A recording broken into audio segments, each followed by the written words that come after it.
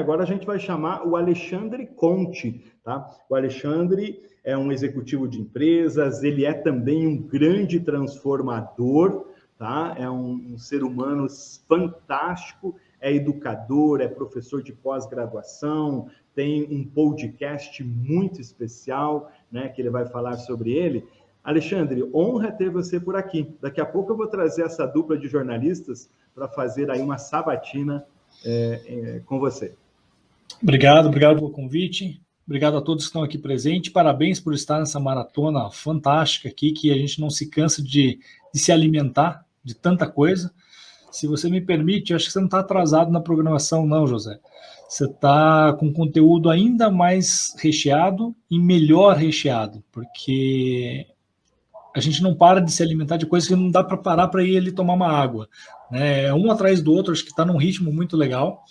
Tá, e acho que de toda essa apresentação, obrigado pelo que você fez, mas faltou talvez o mais importante, que seja o Alexandre Conte fã do José Nascimento. Bondade. Né? Te acompanho aí relativamente há pouco tempo, né? Acho que tem aí uns 2 anos de proximidade, mas parece que a gente é aquele amigo de infância. A gente troca algumas provocações, viajamos, né, nas ideias em conjunto, né? Eu costumo dizer que o José Nascimento, ele carrega no nome a missão do nosso grande herói nacional, né? Então, Capitão Nascimento, muito obrigado pelo convite, estou aqui ao seu comando. Então tá bom, é chapa quente. Vou chamar aqui de novo os meus amigos Erivelto Oliveira, Juliane Guzoni, se eles estiverem comigo, e eu quero saber o seguinte: nós estamos saindo de um momento que estava tudo certo, estava tudo tranquilo na nossa sala de comando, né? E o que aconteceu? A gente enfrenta uma pandemia com um grau de complexidade, uma verdadeira avalanche. E a transformação digital veio, como dizem por aí, nesse mesmo trilho. Então, José Nascimento, é bom e é ruim. Claro que a gente está numa situação de calamidade, né? A gente não consegue comemorar nada nesse sentido, mas do ponto de vista das ideias, dos modelos de negócio, das tecnologias, do avanço, do aprendizado, a gente tem acelerado muito. É um comportamento que é natural do ser humano, tá? Então, infelizmente, né, a gente tem as grandes guerras aí como um passado negro da história da humanidade, mas que foram mães de grandes tecnologias, porque diante de uma urgência, de uma emergência, se faz a coisa acontecer. Né? Então a gente coloca para ontem, a gente faz em 100 dias, né, de novo, parabéns aí pelo teu projeto do livro, coisas que num planejamento tradicional levariam 3 anos para sair do papel. Então, ou faz, porque senão você vai morrer na praia, você vai ficar para trás, e o concorrente vai fazer, alguém vai fazer melhor do que você está fazendo. Então, as empresas, acho que tomaram um grande choque, né, de realidade, quando a gente fala de cultura, quando a gente fala de tecnologia, quando a gente fala de digitalização e principalmente de inovação. Legal. E aí não estou falando de grandes investimentos, mas de assumir uma postura de protagonismo, né, para resolver um problema. Por que nós não fizemos antes e qual foi a grande transformação que nós tivemos nesse tempo? Depois eu passo a bola para a Ju. Vamos lá, né? A gente acaba sendo fiscal de obra pronta, né? Ah, porque não fez antes? Ah, porque não tinha uma pressão. A questão é a seguinte: a gente tem 2 grandes viés. Quando você tem um alto nível de maturidade. Caiu ele? Não... Alô? Pode continuar, Alexandre. Vamos lá. Quando a gente tem um alto grau de maturidade de gestão, né, independente de ser tecnologia, de inovação ou não, a gestão ela está olhando no momento de bonanza, quando o caixa está cheio, está batendo meta, está crescendo, está expandindo, esse é o melhor momento para você experimentar coisas novas. Como você bem acabou de falar ali no teu projeto do livro, um dos teus primeiros medos que você perdeu foi o medo de errar. E esse medo de errar, as companhias, as empresas, os gestores perdem ou se tornam um pouco mais tolerante ao erro no momento onde é permissível, onde ele está na bonança e as coisas, puxa, eu posso colocar um venture capital aqui, porque se eu errar, tudo bem, o estrago não é tão grande. Agora, é crítico se eu errar no meio de uma situação de crise, por exemplo, onde eu não tenho muita margem de manobra. Tá? Então, quem vinha fazendo, né, quem já estava no nível de maturidade mais avançado e investindo em programas de inovação, de digitalização e tudo mais, como reinventar o seu próprio negócio, o seu próprio produto, acho que ganhou um salto quando isso se tornou emergencial. E a grande maioria que não estava nesse nível, nesse patamar de visão estratégica do seu negócio, foi pelo segundo viés, que foi pela necessidade. Ou eu me adapto, ou eu estou fora do jogo, simples assim. Simples e cruel assim, né? Então, tentando responder um pouquinho da tua pergunta, eu acho que não era urgente, um dia eu abro a última gaveta e eu trabalho esse projeto. Não precisa ser já. Eu deixo para depois, eu embarrigo isso para um momento futuro. E quem estava fazendo, por ter uma situação, ter uma visão, agora é a hora de eu me preparar, conseguiu tirar uma vantagem maior quando veio o aperto, quando teve uma mudança forçada de cenário, ele já estava habilitado porque ele já tinha desenvolvido isso previamente. Só que, obviamente, não foi a grande maioria. É exatamente a situação que o D'Amigo trouxe na fala dele, né, Conte, do improviso. Nós chegamos num momento, no ano passado, em que não havia tempo para planejar. Quem tinha algum plano, quem já tinha uma visão estratégica, conseguiu se encaminhar de maneira mais prática. Quem não tinha, teve que improvisar, encontrar um jeito. Muitos não conseguiram. O resultado, a gente vê hoje na nossa economia, quando passamos pelas grandes avenidas comerciais, quantas portas fechadas. Sim. E isso dói, né? Porque a gente vê que eu perdi muitos fornecedores, amigos, que tinham um modelo de negócio muito interessante. E eu, por exemplo, como gestor de marketing, estou começando, né, ainda a passos lentos, responsáveis, mas fazendo um planejamento até o final do ano para voltar com eventos presenciais. E eu tenho fornecedores que eram super ponta firme, que eram meu braço direito na execução, que hoje já não existem mais como negócio. Mudaram de cidade, foram trabalhar com outra coisa, simplesmente quebraram diante de uma ausência de demanda. Né? E não é porque não estava preparado, porque assim, a crise veio e bateu forte para todo mundo. Essa crise que a gente está vivendo com a pandemia, ela está trazendo mudanças, inclusive, no comportamento das pessoas. Né? Tem gente que não está mais conseguindo conviver num ambiente com 50, 60 pessoas, e hoje tem a possibilidade do trabalho remoto. Né? Só que essa remotização ela vai provocar também uma movimentação grande no mercado imobiliário. Né? Nós vamos ter muitos imóveis que vão ter que ser reocupados, vão ter que ser remanejados, talvez até derrubados, para entender o que vai acontecer no futuro depois dessa pandemia, né, Alexandre? Eu acho que, assim, concordo contigo, a gente tem uma onda, né, onde as empresas, os gestores que até pouco tempo atrás proibiam seus colaboradores de acessar a rede social dentro da rede da empresa, não faz muito tempo que isso mudou, e algumas empresas até nem tanto, eles aprenderam que, puxa, é mais barato manter o funcionário em casa. Dá para trabalhar remotamente e aumentar ainda a performance. Mas a gente tem um outro lado, e a gente, né, eu concordo, estamos aqui hoje fazendo um mega evento 100% digital, remoto, online, mas tem um outro lado, que é o lado pessoal, humano. Nas minhas palestras, eu coloco algumas provocações, onde nas previsões de futuro a gente colocava anteriormente que uma das grandes maravilhas é que poderíamos fazer tudo de casa. Não vamos mais precisar sair de casa, olha que maravilha. A última coisa que a gente quer hoje é ficar em casa. Eu quero ver gente, eu quero interagir, eu quero socializar. Né? E essa é uma preocupação muito grande das empresas em manter viva a sua cultura, dentro da sua socialização. Aquela hora do cafezinho, que até pouco tempo atrás era vista como uma hora de ociosidade, de improdutividade nas empresas, a gente descobriu que ela é importante. Porque embora eu esteja a um clique de vários outros profissionais dentro da empresa, posso puxar aqui para fazer uma live, para fazer um meeting e tudo mais, não é a mesma coisa do convívio pessoal. Edivelto, como é que foi a sua experiência ontem? Você foi correr no parque? Seu filho caiu na escola, está melhor? Aquela coisa da relação humana. E isso faz com que a gente tenha um DNA de marca, um DNA de organizações vivo, pulsante, e faz desperta o brilho no olho das pessoas. Então eu acredito muito, a gente, né, na empresa onde eu trabalho, na TOTOS, a gente já vem trabalhando no formato remoto, até mesmo antes da pandemia, a gente já se preparou, e quando teve essa mudança de cenário, a gente já tinha validado o modelo de trabalho remoto, para fazer implantações de software de ERP 100% remoto, ou seja, a gente conseguiu fazer isso, mas, ao mesmo tempo, a gente entende que é importante fazer o churrasco com os colaboradores, trazer eles para a unidade, se vai ser misto, se vai ser em rodízio, se vai ser agora, se vai ser depois, mas ter esse convívio, esse contato entre os colaboradores é essencial para que a empresa possa se manter estruturada.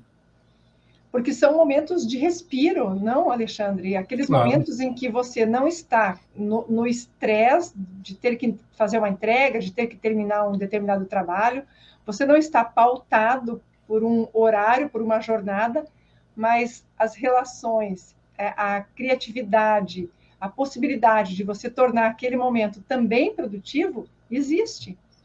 Não é? E até mesmo a criatividade, né? Então, Juliane, quando eu te encontro no cafezinho, eu não sei se você está atarefado ou não, mas eu vou falar de amenidades, eu vou falar de coisas fora do âmbito de trabalho. E muitas vezes essa conversa me dá um insight, me dá um... Juliane, aproveitando, deixa eu comentar contigo o que eu estou vivendo aqui, de repente você consegue me ajudar. Isso aí. Eu posso ter a liberdade de te puxar no meeting aqui. Juliane, você tem 15 minutos para a gente resolver um problema? Eu vou falar estritamente de trabalho com você. Por quê? Porque eu tenho que otimizar teu tempo, porque a gente está aqui entre reuniões. Eu não vou ser indelicado de puxar você para um meeting para a gente ficar falando, batendo papo. Uhum. E isso é uma limitação da criatividade muito grande. E é o que a gente precisa quando a gente fala de programas de incentivo, de colaboração para a inovação, para a digitalização das empresas. Eu preciso exercitar a criatividade, eu preciso exercitar as minhas conexões em rede dentro da empresa. Alexandre, e aí, quando eu tenho que criar algo, ser diferente, buscar inovação, eu preciso, muitas vezes, pensar fora da caixa e até ser um pouco ridículo de vez em quando. Às vezes, na mesa de trabalho, naquele ambiente fechado, tão formal, como que eu vou ser ridículo ali? As pessoas inconscientemente nem se permitem. Agora, lá no cafezinho, eu posso falar de um jeito diferente, dar aquela risada debochada, enfim. Você se solta mais. E eu não sei o que é que você acha disso. Nesses momentos, nós conseguimos realmente explorar mais a nossa criatividade? Temos que abrir mais esses espaços? Eu não tenho dúvida. Um conceito que eu uso muito, né? Eu sou nerd, eu sou geek, né? Eu só envelheci, mas eu continuo o moleque de sempre, né? Eu costumo dizer, a gente cresce, a gente amadurece, mas a gente não pode se permitir envelhecer. E uma das coisas que eu acho fantástica, literalmente, nesse mundo geek, da cultura pop, são os universos fantasiosos, de Senhor dos Anéis, Star Wars, Transformers. Existe um conceito que vem da literatura, mas muito aplicado no cinema, que é a suspensão da descrença. Para eu poder me divertir assistindo algum filme, alguma obra dessa, independente da mídia, né, eu tenho que entender que naquele universo isso é possível. Eu não fico caçando erro. Né? Não, mas o som não se propaga no espaço, o piu-piu-piu do Star Wars não faz sentido. Não, mas não existe uma vida alienígena baseada no silício que vai ser um robô gigante. Não, eu não consigo me divertir se eu ficar policiando, como a gente faz muitas vezes no trânsito ou na rede social. Né? Eu assumo aquilo como uma verdade. E esse é um exercício de criatividade muito bom, porque quando juntamos nós quatro, vamos fazer um brainstorm aqui, qual o primeiro bloqueio? Eu não quero ser o ridículo, Jane. Eu não vou dar uma ideia estapafúrdia aqui, porque, primeiro, não vai ser viável, alguém já pensou igual, alguém já fez, ou alguém não fez justamente porque tem um porquê de não ser feito. E todo mundo congela. Esse é o grande pavor, né? E quando aí vem o gestor para ajudar, ele coloca uma dose, né? Vamos pensar fora da caixa? Aí coloca uma pressão maior ainda, ou seja, eu tenho que ser criativo na minha primeira ideia. Isso mesmo. Por quê? Porque eu estou olhando a regra, eu não estou olhando o que eu posso fazer sobre a diretriz da regra. Né? E aí a gente tem muita preocupação do porquê não pode ser feito, quem vai aprovar, quanto isso custaria. E quando num programa de brainstorm, eu não vou ter ideia pronta, genial, mas eu vou dar o primeiro insight para alguém me complementar, e lá na 25ª ideia, nós construímos, é o conceito da dialética, né? Construímos uma ideia melhor, mais completa, mais avançada, e que ela sim vai conseguir agora superar as dificuldades de orçamento, de aprovação, de legislação e tudo mais. Sensacional, a gente se policia muito pela regra, esse é o nosso problema. Você falando nisso, você me instigou ainda mais, e eu vou segurar aqui o Erivelto e a Juliane para que cada um faça mais uma pergunta. Vai entrar mais uma pessoa aqui na nossa rede, porque conversar é bom, né? E é conversando que a gente se entende, é conversando que a gente vai aprendendo, né? E eu fui apresentado para o Alexandre via o Felipe Oliveira. E você falando sobre essa história do pensar fora da caixa, como que a gente cria, né, ambientes criativogênios, como o Domênico de Masi bem diz, né, estimulando a criação, eu pensei aqui no apagão, no blackout que a gente tem de liderança que diz, pense fora da caixa, mas não dá liberdade, né? E cada vez mais eu fico empolgado com o líder 7.0. Felipe, seja bem-vindo. A Juliane vai fazer mais uma pergunta, o Erivelto também, e depois eu quero que você faça uma pergunta para o Conte, até nesse formato aqui de mexida na caixa, para que o Conte apresente e introduza você na sua palestra daqui a pouco. Beleza, boa tarde, pessoal. Boa tarde, Nascimento. Parabéns por esse projeto. É super importante, né, no dia de hoje, principalmente após a pandemia, né, o empreendedorismo carece de educação, principalmente, né, e nós falamos muito sobre isso, sobre o empreendedorismo desde criança, né, porque não noções de empreendedorismo nas escolas. Boa tarde, Juliane, Erivelto, um prazer estar aqui, Alexandre Conte, depois eu faço uma pergunta, mas vou deixar a Juliane falar. Senão eu já começo a falar e não paro. Não, quando a gente começa a falar em ideias inovadoras, e os exemplos muitas vezes se repetem, mas imagine quando o Steve Jobs disse que queria fazer um celular com apenas um botão, apenas uma tecla.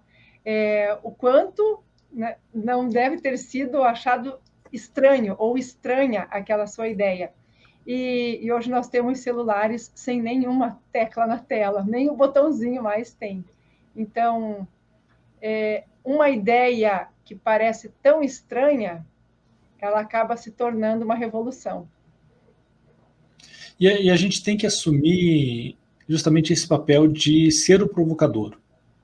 Eu gosto muito de um conceito, eu não sei a origem dele, mas eu vi isso no filme do Brad Pitt, lá, o Guerra Mundial Z, né? O conceito do 10º homem, que quando os outros 9 concordam em alguma coisa, é papel do 10º homem discordar.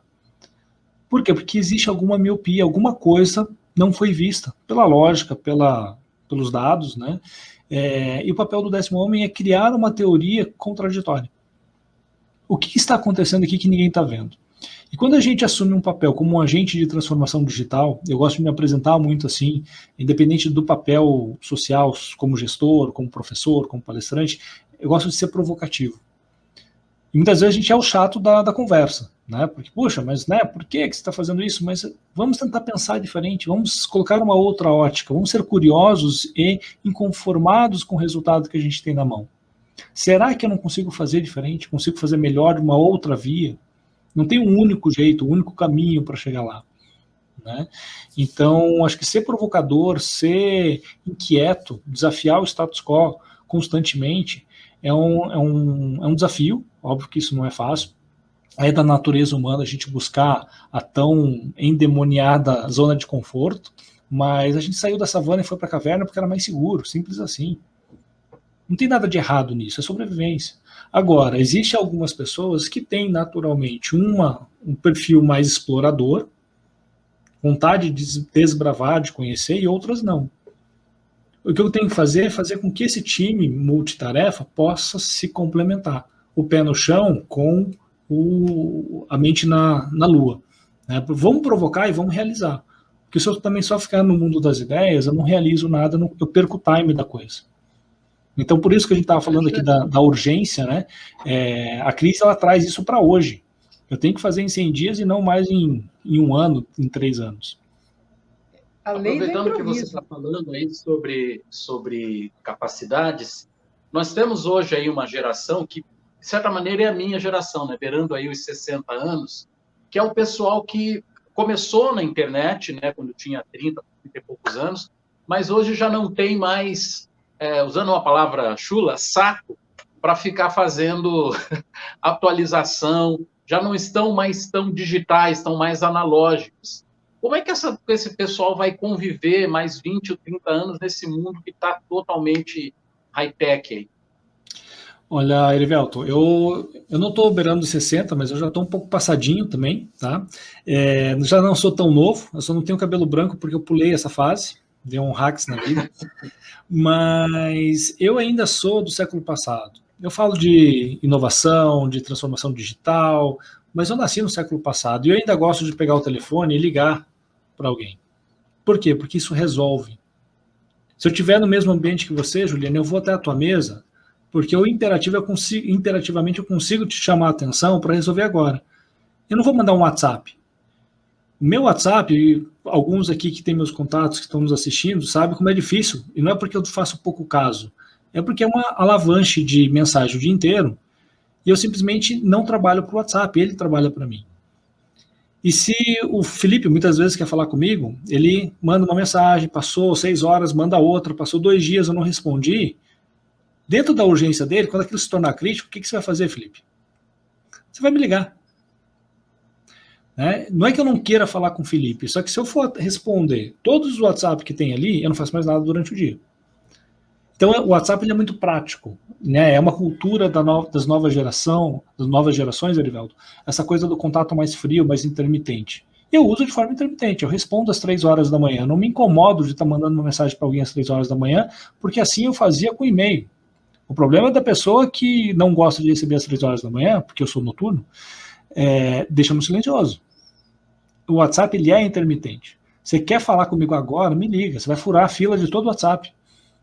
Então é um comportamento que eu tenho de uma geração X, né, que contradiz um pouco de uma geração Z, que é muito mais conectada, e eu uso o WhatsApp o dia inteiro, mas eu não dou uma prioridade para ele na resolução dos problemas. Eu vou falar com o WhatsApp quando ele for melhor conveniente. Eu vou na mesa da pessoa, eu vou no telefone, eu vou fazer a visita, quando isso melhor for o caminho para a resolução.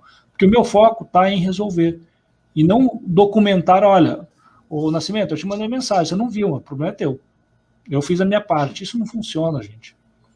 A gente tem que buscar a resolução do problema. O problema pode não ser meu. A responsabilidade pode não ser minha. Mas eu faço parte do time.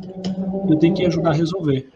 Isso é a colaboração que faz com que times de inovação e de transformação digital tenham sucesso dentro das organizações. Ter esse engajamento. Professor Alexandre Conte, professor querido, aí os alunos passando aqui, mandando mensagem para você, executivo de primeira categoria, amigo especial, e que deu também mais uma aula aí para a gente, né, Juliana e Erivelto?